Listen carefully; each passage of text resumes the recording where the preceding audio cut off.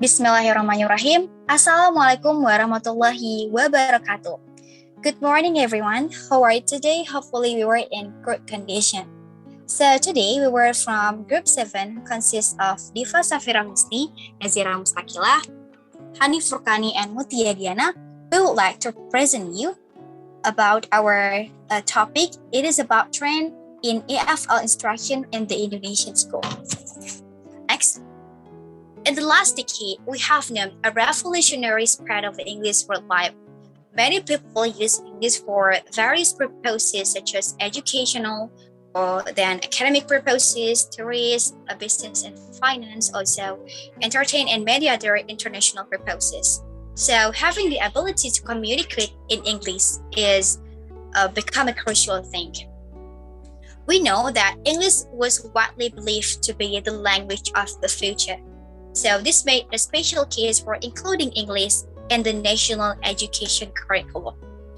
The emergence role of the English nowadays as an international language, also as a lingua franca, it is hardly surprising that English language education has become important in many countries. The majority of Indonesia view English as a door to get a better employment, also to get a higher status social. Without English, people believe that Indonesia will be left behind and unable to compete internationally. So this belief triggers a growing number of schools range from kindergarten to university level, in which English is used as the medium of instruction in Indonesia. Then the third point is in Indonesia, English instruction began in secondary high school. We know that English is taught and also used as a foreign language in our country. Even though English is officially taught throughout secondary school and also at the university level, but the competence in English language among high school and also university level, we may conclude it is still low. Usually, only students coming from the middle and upper academic classes have the easy access and also opportunity to improve their English proficiency.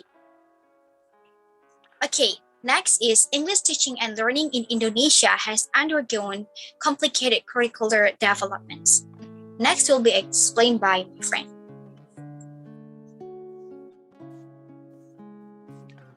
Okay, following the coming on the new millennium, the Indonesian Ministry of National Education developed two curricula. The first one in 2004 is curriculum berbasis kompetensi or competence-based curriculum or KBK.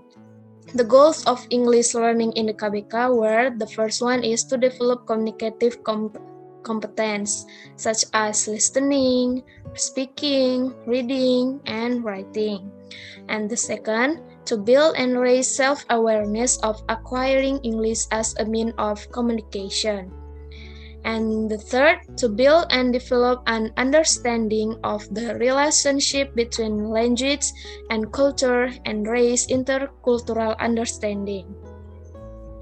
In 2006, the Ministry of National Education revised the KBK and created Kurikulum Tingkat Satuan Pendidikan or Local Education Unit Curriculum or KTSP.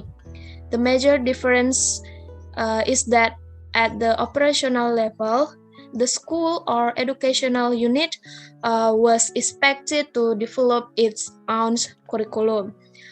With this curriculum, the central government only stipulated the standard competence and basic competence, while the syllabus, the lesson plans, the learning material, and the assessment were developed by schools and individual teachers. This is parallel to the premise of KTSP to meet different social, economic, cultural, and educational backgrounds, and to recognize the fact that each school need to cater to its students and institutional needs and make use of its local resources. And the next will be explained by my friends. Okay, the KTSP ESP lasts for about 7 years. In 2030, the Educational Ministry developed the 2030 curriculum. In the curriculum objectives put the emphasis on the development of student characters and the skill and knowledge needed for the 21st century, especially creativity. This resulted in the decision to reduce hours for English instruction in junior and senior high school to between 2-3 hours per week. In 2018, the government implemented the revised 2030 curriculum. This current curriculum places an emphasis on character building, requiring all subjects, including English, to contribute to the development of learner character. This is the ideological tenet being imposed upon the minds of Indonesian students through schooling. English teaching materials should be reconsidered for the sake of student needs and purpose. Viewing from Indonesian context, this reconsideration tend to be in line with the endorsement of the law number 2022. In 1999, this law gives flexibility to have language policies relevant on local characteristics to provide relevant material for Indonesian students. This regulation helps to facilitate local cultural contents for the teaching EFL in Indonesian context. Okay, for the next, we'll explain by my friends. Okay, a curriculum should be adapted or adopted to match the reality of the context. Kirkpatrick, the 2007, suggests a curriculum which will include at least 3 strands. First, students will need to be alerted to which linguistic features cause particular problems of mutual intelligibility. And second, the curriculum will need to focus on how cultures differ and the implications of such differences for cross-cultural communication. And the third, students will need to be taught the communicative strategies that aid successful cross-cultural communication. The next will be explained by my friends. Okay, nowadays we have to adapt with the technology. Technology allows teachers and students to redefine traditional learning activities. In this case, nothing approaches. The use of technology is just a substitute traditional methods and tools. The teacher's roles remain the same learning center process. Technology is no longer used as a tool to replace traditional learning methods, but used to modify, add to, and even redefine the learning process that was previously unimaginable. Something new is the integration of technology into education, creating new learning approaches that were previously unimaginable.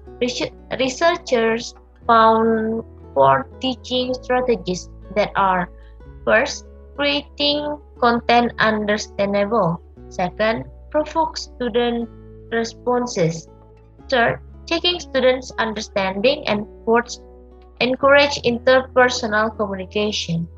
Next.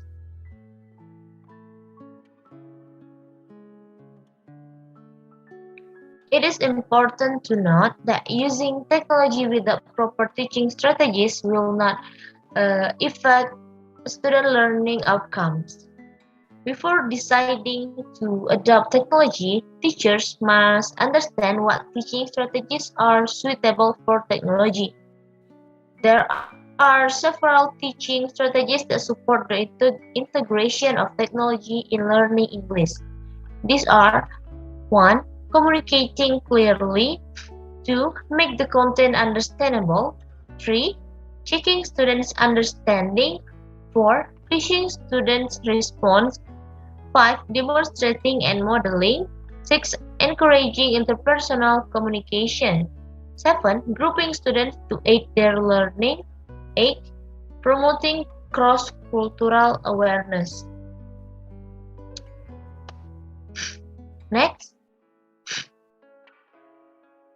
And here is the